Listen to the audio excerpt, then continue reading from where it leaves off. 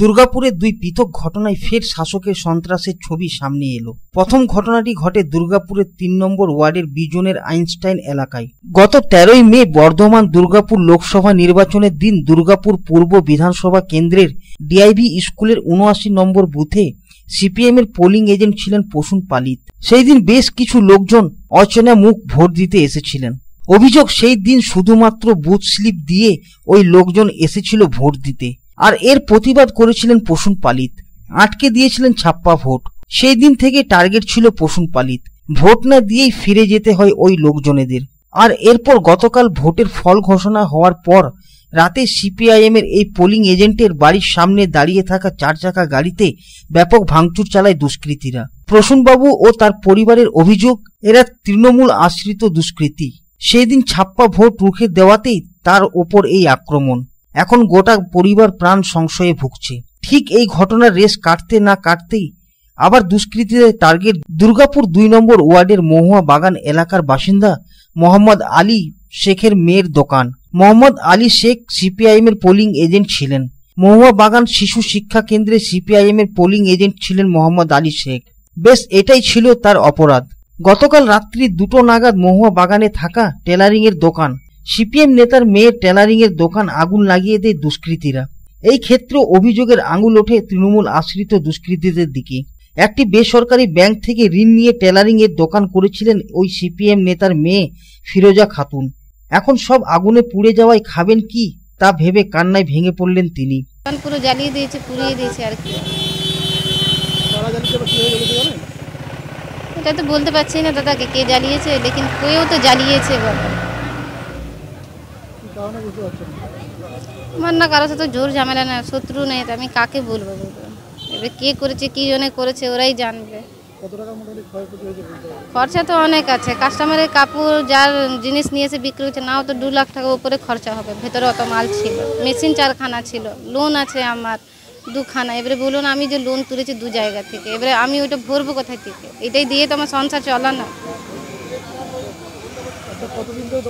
5 বছর থেকে আমি কোনো দোল পার্টি কিছুই করি, যেমনি আম পাবলিক সেরকম আমিও আছি। বাড়ি থেকে দাদা আর বাবা করেন, ওনারা সিপিএম করেন। হতে পারে, আমি এইটাও বলছি না। বাবাদের শত্রুগিরি আমার উপরে বার করে নিয়ে এলো। হ্যাঁ, পোলিং এজেন্ট ছিলাম। কে কে ছিলেন পোলিং এজেন্ট? পোলিং এজেন্ট আমি ছিলাম, আমার ছেলেও ছিল সিপিএম এর হয়ে। সিপিএম এর হয়। আর আমরা তো আজকে নতুন নই, আমরা শুরু থেকেই পোলিং এজেন্ট আমি থাকি এখানে সব রকমই ভোটে। সেই কারণের জন্যই কি এটা? হ্যাঁ, ওই কারণে এইটা হয়েছে।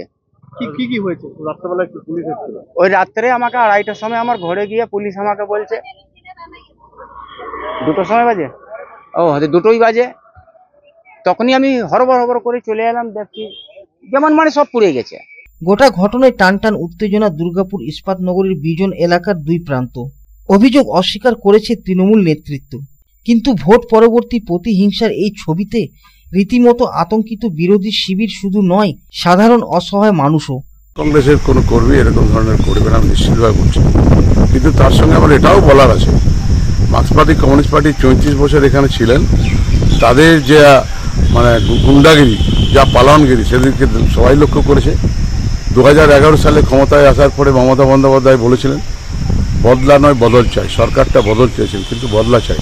আমরা এখনো বলছি বদলা চাই না, কিন্তু যেভাবে তারা এই ইলেকশনের গণনার 4-5 দিন আগে যেভাবে গুজব ছড়িয়ে যে তৃণমূল কংগ্রেস একদম মুছে যাবে, সিপিএম হয়তো জলজল করবে, কিন্তু তার উল্টোটা হওয়ার জন্য আজকে তারা ভারতবর্ষে একটা সংসদের পদ পেয়েছে।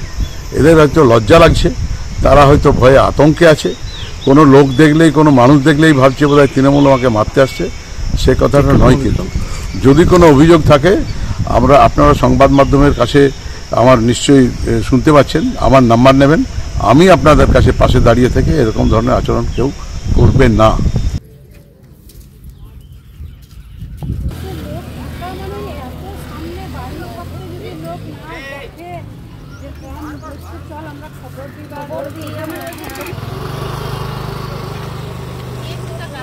দুর্গাপুর থেকে সাধন রুজের রিপোর্ট, পাবলিক টাইমস।